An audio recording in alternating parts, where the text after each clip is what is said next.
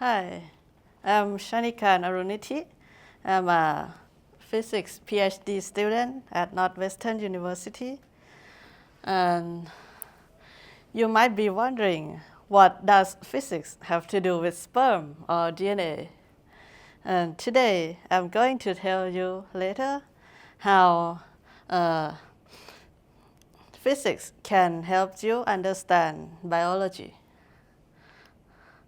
So imagine you are trying to fit an entire library into a backpack. That would be impossible, right? But that's what happens every day in your body. And today I'm going to tell you how the sperm DNA is packed, why it matters, and what it tells us about life itself.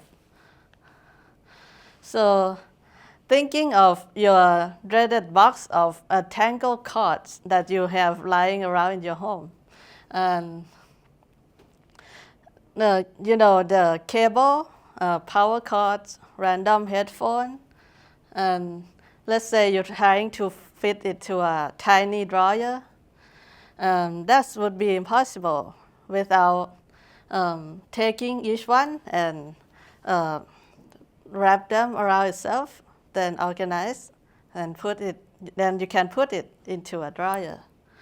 And that's what our nature challenge face every day. But with a very small scale, the sperm DNA needs to be, it's packed much more tightly than any other cells in your body. Why? That's because it's all about winning the race. And the more tightly your sperm is packed, the smaller your sperm head is. And that means they can go faster. And it's not just about the speed. The tightly packed DNA can protect its genetic material from harsh environment like UV, radiation, and heat. So how does the sperm DNA is formed?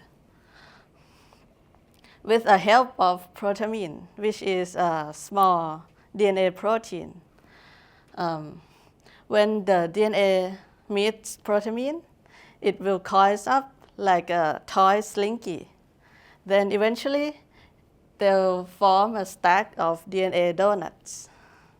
But the mystery here is that we don't fully understand how the DNA transforms into a donut. And that's where my research and physics comes in. I'm trying to understand how this information happens. But the challenge is that the DNA is very small. We cannot see even with our best optical microscope. The trick is to attach the magnetic beads into one end of the DNA and have another bead for a reference. And to observe the DNA folding, we can add protamine inside. And with this device, which we call a magnetic twister, we can see the folding in real time and also control the pulling force. And this is what we see under the microscope. You can see one bead is in focus and another that's out of focus. The difference in focal plane is the extension of the DNA. And we can measure the extension under different force. Then we plot them into a graph and fit it into a model, and we can get two crucial properties of DNA, which is how easily the DNA bends and the total length of it when it's fully extended. And getting this information will help us understand how the DNA, how protein reshapes our DNA. So why does this matter? Understanding how DNA folds inside a sperm will help us understand genome protection mechanism and also fertility.